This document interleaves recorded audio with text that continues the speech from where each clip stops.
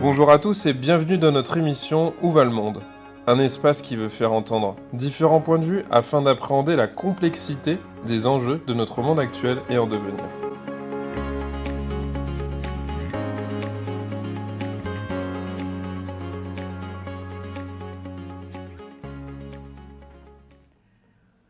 Bénédicte Sanson, bonjour. Vous nous accueillez aujourd'hui au sein du MoveJ, qui est le mouvement pour les jeunes et les étudiants entrepreneurs. Vous nous accueillez pour l'émission Où va le monde ? Pour commencer, est-ce que vous pouvez vous présenter et nous présenter votre parcours ?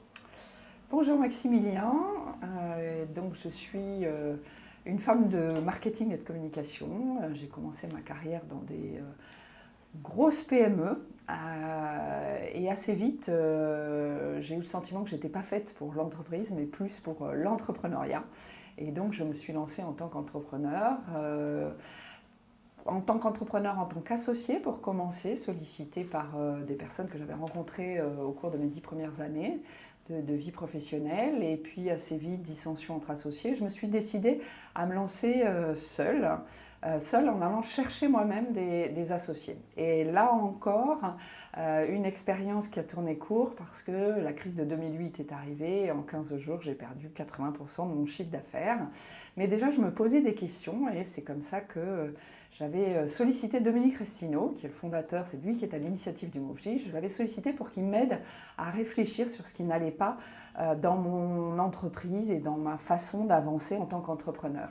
Et pourquoi c'est lui à qui j'avais fait appel ? Parce qu'il avait lancé en France quelques mois plus tôt le mentorat pour entrepreneurs à destination des entreprises à très fort potentiel de croissance.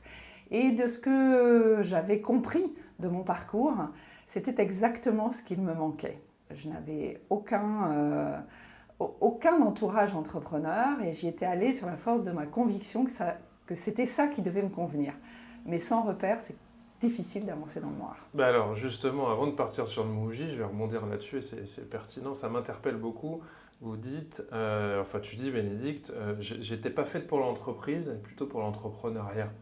Et alors, c'est en quoi, justement, c'est ça qui est intéressant. Alors, c'est quoi la différence ? C'est quoi la différence, finalement ? Parce que c'est peut-être un peu à l'origine de toute ton implication dans le MoveJ aussi. C'est à l'origine, effectivement, de toute mon implication. En fait, quand vous rentrez dans l'entreprise, vous gravissez les échelons un par un et puis vous devez rentrer dans la ligne du parti. Et c'est normal. Vous avez des gens qui réfléchissent une stratégie, une vision et vous devez aller dans leur sillage. Et j'ai beaucoup d'idées, je suis quelqu'un de très créatif et je ne me reconnaissais pas souvent dans les entreprises dans lesquelles j'allais. Alors pour deux raisons, peut-être que j'avais du mal à rentrer dans le management qui était au-dessus de moi et puis je cherchais du sens et je n'avais sans doute pas choisi les bonnes entreprises. Ma vie professionnelle manquait de sens, hein. Ça date pas de 2020, la recherche de sens, c'est bien plus ancien. Et c'est pour ça que ce sujet du mentorat m'interpellait, parce qu'il y a vraiment du sens dans cette entraide entre pairs. Donc suivre des stratégies d'une entreprise, c'était peut-être frustrant parce que vous vouliez plutôt être à l'origine de stratégies ou peut-être être moteur. Plutôt que d'être wagon, vous vouliez être un peu locomotive, quoi. Voilà, j'avais envie d'être locomotive plutôt que d'être wagon. Alors, le MoveJ, l'historique du MoveJ, vous nous avez un peu parlé de ça. Vous pouvez nous en dire un peu plus, c'est quoi le MoveJ alors ? Donc le MoveJ, à l'origine, on l'a créé, on a commencé à réfléchir dessus avec Dominique Restineau fin 2008. Quand je l'ai rencontré, il avait déjà cette idée-là en tête et il cherchait quelqu'un qui ait mes compétences en marketing et communication justement pour lancer ça avec lui. Donc notre rencontre, le fait que j'aille vers lui en lui disant je vais arrêter ma boîte mais aidez-moi à réfléchir sur la suite de mon parcours, il m'a dit moi j'ai une idée. Aujourd'hui, la société se transforme, les jeunes ont de plus en plus d'idées, sont créatifs, il y a un taux de chômage qui est énorme et puis ils ne se reconnaissent pas du tout dans les entreprises d'aujourd'hui, alors qu'ils ont énormément de choses en main pour pouvoir les transformer. Mais c'est compliqué de transformer une entreprise de l'intérieur. Donc ils ont à peu près tout ce dont ils ont besoin pour devenir des entrepreneurs, en tout cas ceux qui se sentent cette capacité-là. Donc, il m'a proposé de monter avec lui le MOVJ, le Mouvement pour les jeunes et les étudiants entrepreneurs, qui est sur la base de 3 convictions. La première, c'est que la première richesse naturelle d'un pays, c'est sa jeune génération. La deuxième, c'est que si on veut un pays au cœur du monde, il faut un pays qui bâtit son avenir, une jeunesse qui bâtit son avenir. Et ce n'est pas à nous à faire à leur place, c'est vraiment à nous de leur donner les armes. Et la troisième, c'est que chaque jeune doit pouvoir avoir l'opportunité de créer ou reprendre une entreprise s'il le souhaite et qu'il puisse le faire sereinement et qu'il puisse être accompagné. Très bien, ça me semble assez clair, mais il y a une question qui me vient, c'est en quoi ça répond vraiment à un besoin, puisque quand vous en parlez, ça me semble cohérent, mais je me dis, il y a des milliers de clubs d'entrepreneurs partout en France. Quand on va sur les réseaux sociaux, on se rend compte qu'il y a de quoi remplir des bottins, des annuaires. Le MOVJ, il a quelle place à cet endroit-là, en fait? Alors, un club d'entrepreneurs, c'est des entrepreneurs qui se retrouvent, qui vont ensemble réfléchir à des choses ou être formés pour faire certaines choses ou qui vont faire du business ensemble. La différence avec le MOVJ, c'est que par effet rebond, ça devient aussi un club d'entrepreneurs, mais que dans le MOVJ, la force du MOVJ, c'est le mentorat pour entrepreneurs. L'idée étant que quand vous êtes jeune et que vous démarrez une entreprise, on vous a donné des compétences techniques, mais personne ne vous a appris à être un entrepreneur. Être entrepreneur, c'est avoir un leadership. Être entrepreneur, c'est être capable de faire face à chacun des événements qui vont arriver tous les jours sans descendre au fond du trou, sans remonter tout en haut. Il faut savoir donner la vision, il faut savoir donner la direction, il faut savoir gérer sa vie pro, sa vie perso. Le taux de divorce chez les entrepreneurs, c'est le plus élevé de toutes les professions, je crois. Et puis, il faut aussi être capable de rebondir le jour où finalement vous vous retrouvez face à je vais faire mon entreprise. Et ça, c'est pas ce qu'on apprend sur les bancs de l'école. C'est vraiment l'école de la vie. Et cette école de la vie, quand on est entrepreneur, elle est vraiment difficile. Et le mentorat, qu'est-ce que c'est? C'est quelqu'un qui a vécu ça et qui, par du questionnement, de l'effet miroir sur ce que vous allez lui raconter de votre entreprise, va vous aider à prendre conscience de toutes les opportunités qui sont face à vous, de toutes les options que vous avez quand vous êtes face à une opportunité de développement ou quand vous êtes face à une facture impayée, l'URSSAF, où vous ne savez pas comment vous allez pouvoir la régler, ou même il vous reste 3 jours pour trouver de quoi payer vos salariés. C'est arrivé à tout entrepreneur, ce type de situation. Et donc le mentor, c'est celui qui a déjà vécu tout ça et qui va aider l'autre par du questionnement, du partage d'expérience, jamais en lui disant ce qu'il a à faire, à trouver les ressources qu'il a en lui, qu'il a dans l'ensemble de son environnement. Très bien. Alors je me dis que finalement, c'est faire mettre le pied à l'étrier, c'est de la mise en pratique, ça vient casser la solitude, c'est une façon de créer de l'accompagnement. Ça me fait beaucoup penser à tous ceux qui sortent de l'école pour devenir enseignants à l'IUFM et qui disent une fois qu'on est lâché devant une classe, on est tout seul et on galère dans notre coin. Et ça me fait un peu penser à ça. Mais ce qui me renvoie à une question finalement, c'est un peu étrange finalement dans notre société parce que vous avez créé une marche qui était nécessaire. Ça voudrait dire qu'en fait, on démarre, on se débrouille tout seul, ou alors on a un bon entrepreneur, vous venez rajouter une marche entre les deux. Comme s'il manquait de lien, de faire du lien social, de créer du collectif. C'est à ça que sert finalement aussi le MOVJ, quoi. Je me dis qu'on n'est plus tant là pour transmettre des informations, on est aussi là pour rassurer, pour montrer un chemin, pour finalement aussi peut-être réduire, je me dis, tout ce pourcentage d'entrepreneurs qui ne réussissent pas et qui disparaissent, quoi. Ouais. C'est vraiment ça ce que tu dis à propos de cette solitude de l'entrepreneur. Quand on est dans des cocktails, même dans des réseaux d'entrepreneurs, souvent ce qu'il faut qu'on montre, c'est la plus belle face de son entreprise, de son développement. On va rarement aller s'étendre sur ce qui ne fonctionne pas. Parce que si on cherche des partenaires ou si on cherche à sortir d'un mauvais pas, on ne va pas dire qu'on est dans le mauvais pas. On va montrer au contraire ce qui va plutôt bien. Le mentor, c'est effectivement celui à qui on peut tout dire. On peut dire j'en peux plus, j'arrête tout, je trouve plus le sens, je dors plus. Et le mentor va simplement dire tu sais quoi, tu es comme les autres, tu es comme tout le monde. Donc on retrouve on retrouve une communauté, on trouve sa communauté. Et c'est vrai, quand on n'a jamais vécu cette vie d'entrepreneur, on ne peut pas savoir que tous, on en est au même point. pour tout le monde, c'est difficile à un moment ou à un autre. Je ne connais pas d'entrepreneur qui me dit que ça a toujours été très facile. Et au contraire, tous les mentors qui viennent, ils sont bénévoles, hein, c'est très très important. Leur seule motivation, c'est d'aider quelqu'un à avoir une vie d'entrepreneur plus facile que celle qu'il a vécue. Et du coup, par effet rebond, d'aider un pays à se développer.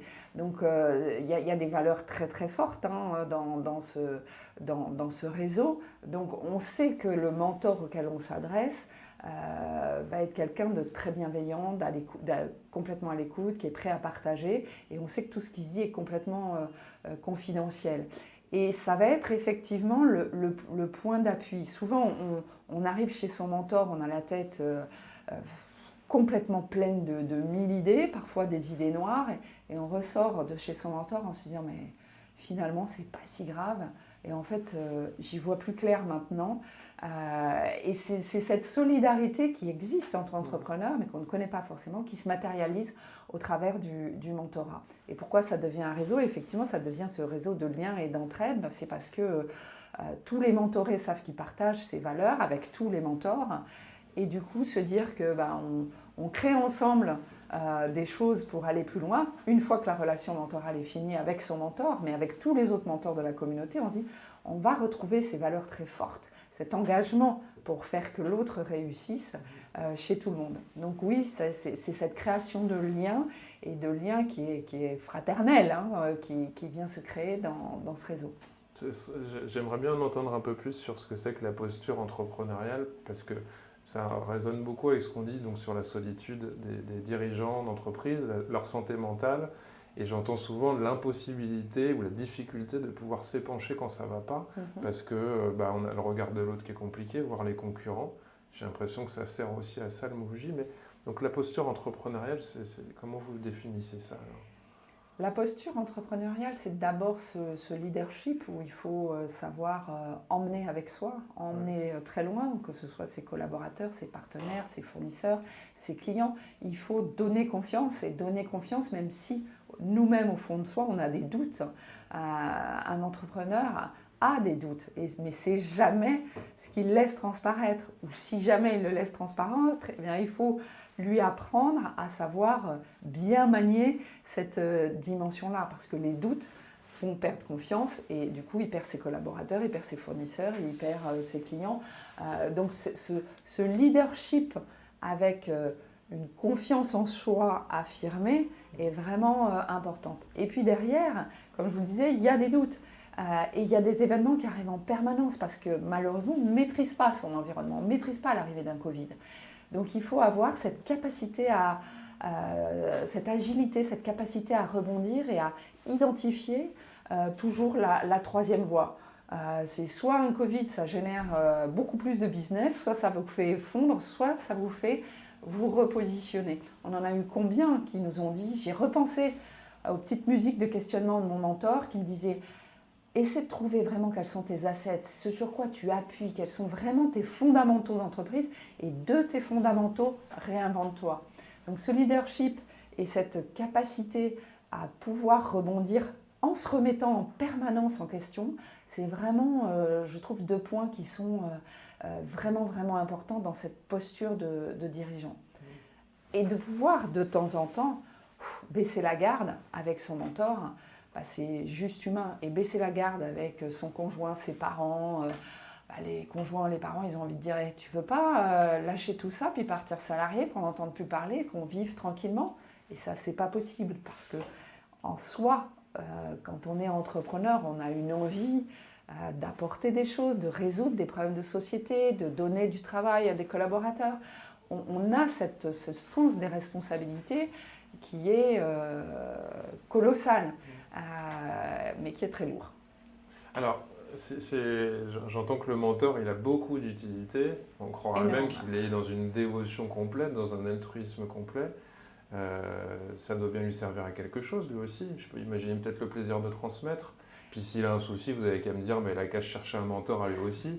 S'il a du mal, vous voyez ce que je veux dire? C'est exactement ça. En fait, alors déjà, je vais juste faire un petit ajustement. C'est pas transmettre, c'est partager. Parce qu'une expérience, ça se transmet pas. j'ai mon expérience dans mon contexte il y a 30 ans. Aujourd'hui, quand je raconte mon expérience, c'était il y a 30 ans, le monde n'est plus le même. Donc ça aide à réfléchir, ça aide à comprendre qu'il y a d'autres voies, mais malheureusement, il faut trouver sa réponse dans son environnement d'aujourd'hui. Donc oui, ce sont des personnes qui ont envie de partager, c'est des personnes qui ont connu cette difficulté, qui se disent « mais si j'avais eu quelqu'un comme ça à côté de moi, mais qu'est-ce que ça aurait été plus facile ?» Donc qui sont vraiment dans cet altruisme, mais c'est aussi des personnes qui retirent beaucoup, qui retirent le plaisir de se relancer dans une expérience entrepreneuriale sans en prendre aucune responsabilité. Donc l'excitation intellectuelle est passionnante. Ce sont aussi des personnes qui viennent comprendre comment les jeunes entrepreneurs aujourd'hui, avec les nouvelles méthodes, développent leur entreprise. Et souvent, ils nous disent « mais j'ai l'impression d'apprendre 10 fois plus que ce que je ne leur apporte ». Quand ils disent ça, c'est que c'est 100 fois plus du côté du mentoré, donc il n'y a pas de sujet.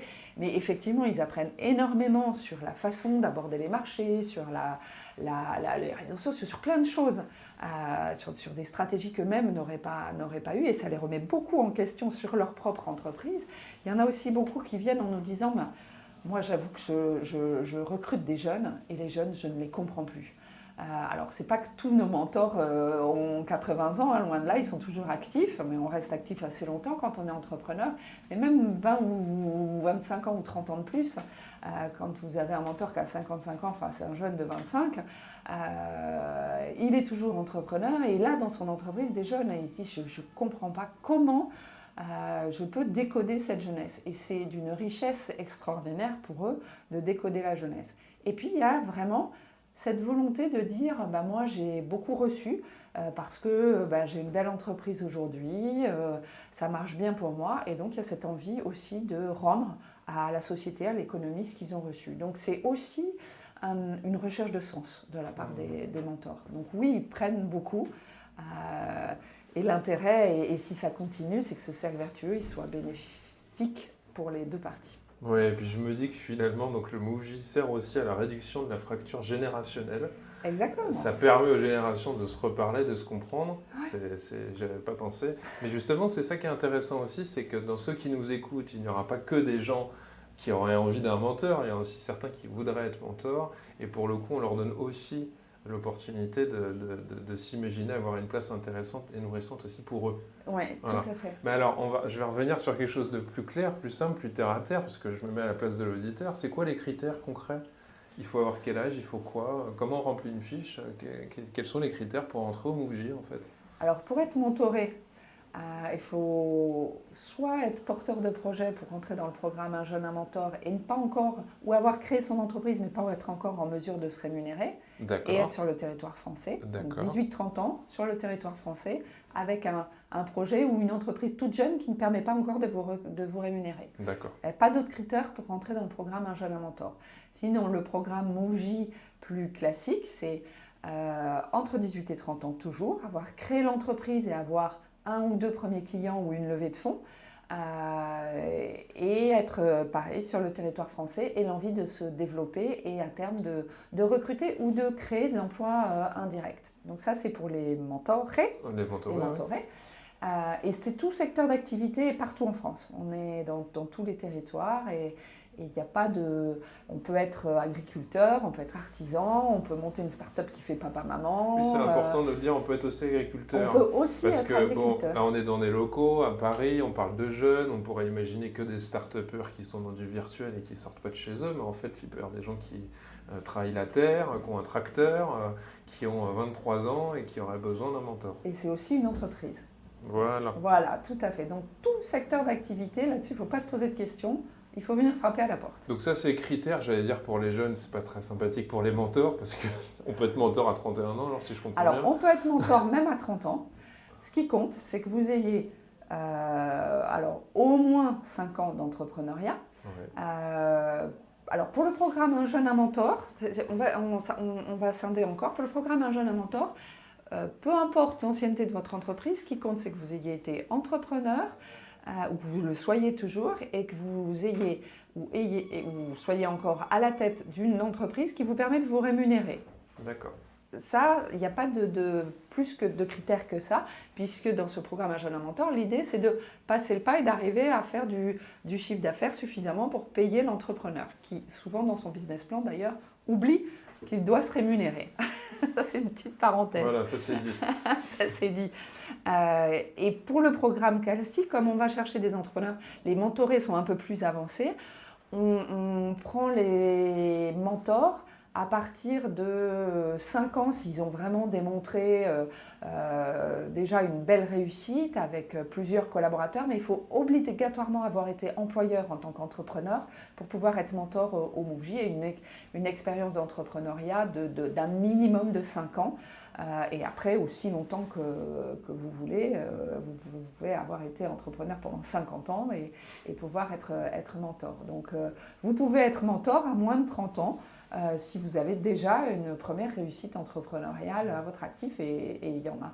Vous en avez un peu partout sur le territoire au MoveJ? Oui, on en a partout en France, puisque grâce au plan de relance de l'État, Un jeune un mentor, justement, on a pu créer des binômes partout sur le territoire, puisqu'on accompagnait fin 2021, on était à 150 mentorés par an, et on est passé entre 2021 et 2022 à 1000 mentorés par an, et donc on en a profité pour faire en sorte d'en avoir partout sur le territoire. Donc on a des mentors absolument partout sur le territoire. Mais c'est aussi possible à distance, si jamais on n'a pas le bon mentor, ou si vous connaissez le mentor qu'on vous propose dans des zones géographiques où, quand même, on va avouer, on en a moins dans la Creuse qu'à Paris, des mentors. Donc on peut aussi faire ça à distance. Parfait. Alors comment on crée, donc je vais utiliser un terme volontairement, comment on crée un match, comme sur un site de rencontre, entre un mentoré et un mentor? J'ai ouï dire que vous faisiez en sorte que le binôme se fonde sur 2 activités différentes, 2 secteurs d'activité différents. Ouais. Comment ça fonctionne, la science du match au MoveJ en fait?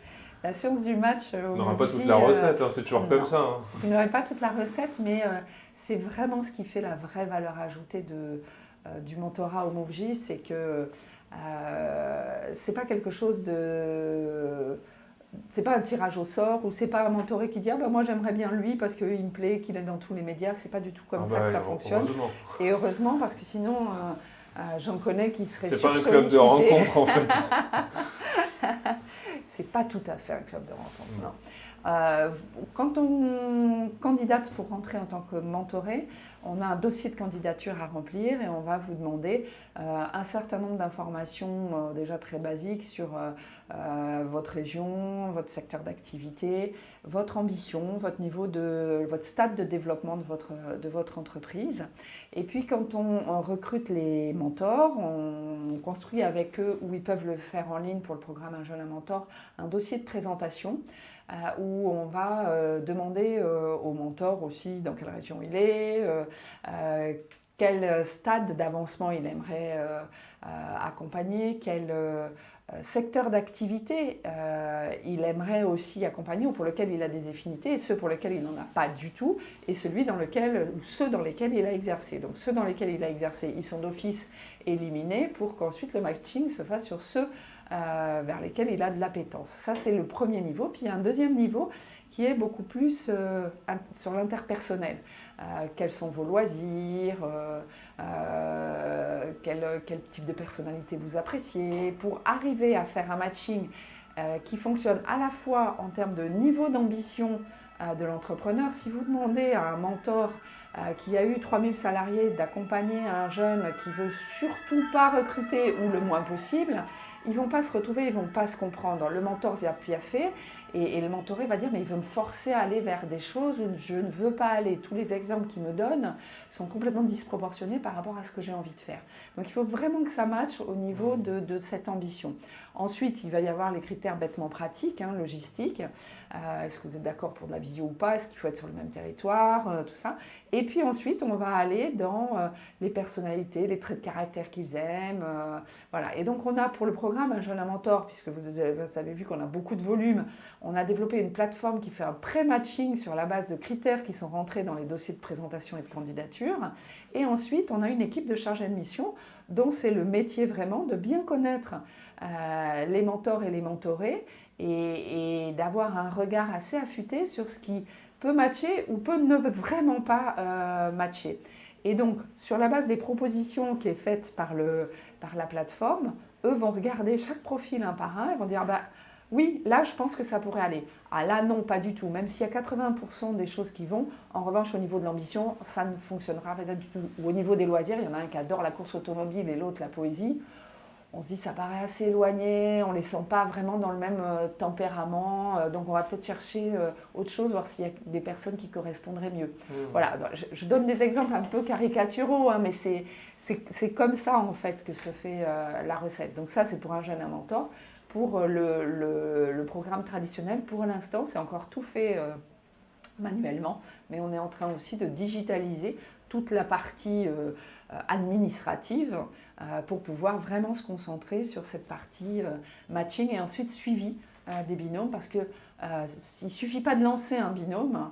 Une fois qu'on a dit à un mentor et à un mentoré, tiens, on pense que vous pourriez bien aller ensemble, on leur demande de se rencontrer, de se parler une première fois longuement pour qu'ils s'apprécient mutuellement et que chacun de son côté nous dit si oui ou non il a envie de travailler avec l'autre. Et autant le mentor que le mentoré peut dire bah, c'est quelqu'un de bien, mais vraiment je sens qu'il y a un truc qui ne fonctionne pas, là moi je ne le sens pas du tout. Un peu du job dating, quoi, on va dire. C'est un peu du job dating, oui. Un entretien d'embauche, mais mutuel. Mais pour mutuel, l'un et pour l'autre. voilà, pour l'un et pour l'autre. Normalement, c'est toujours comme ça, un entretien d'embauche, c'est mutuel. Oui, mais là, il y a une demande qui est beaucoup plus... Voilà, il faut qu'ils se disent, est-ce que demain, j'aurai vraiment du plaisir à rencontrer cette personne, et de part et d'autre. Parce que s'il n'y a pas ce plaisir... Parce qu'il peut y avoir le projet qui nous plaît, mais avec la personne avec qui ça ne clique pas. Ou l'inverse. Et on a eu l'inverse, hein, des personnes qui nous disaient j'adorais l'équipe, mais le projet, j'y croyais pas du tout. Et au bout de 3-4 rencontres, bah, ils se sont rendus compte que vraiment ça n'avançait pas. Le mentor n'arrivait pas à poser des questions parce qu'il n'y croyait vraiment pas. Donc il faut vraiment que les deux aspects fonctionnent pour voilà, qu'on dise bah, ok, on embarque ce binôme ensemble, on signe une charte de la relation, on pose les droits et les devoirs de chacun, du mentor, du mentoré et de nous, de MoveJ. Et puis ensuite, ils doivent se rencontrer une fois par mois et nous, on fait un suivi trimestriel pour valider non pas ce qu'ils se disent, mais qu'ils exploitent bien toute la puissance en fait de la relation mentorale. Vous devez avoir bien des histoires intéressantes, vous devez avoir plein de belles choses. On en a plein. Il y aurait de quoi faire plein de témoignages, plein de vidéos, plein de conférences. On a écrit plein de livres sur ça. Et effectivement, il y a des petits projets qui sont en train de germer sur la suite de ce qu'il y a à dire sur cette relation. C'est en tout cas bien entraînant, bien dynamique. Je vais passer à la dernière question, qui est le nom de l'émission. À votre avis, Bénédicte Sanson, où va le monde ? Où va le monde ? Où va le monde ?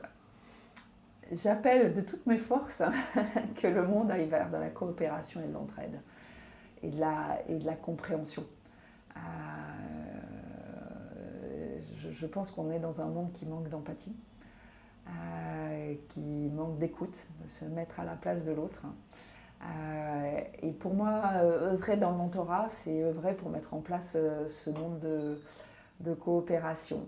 Et comme tous les entrepreneurs, je suis une éternelle optimiste, donc j'ose croire que le monde va vers plus de coopération. Bénédicte Sanson, merci d'avoir répondu à nos questions. Merci, avec plaisir.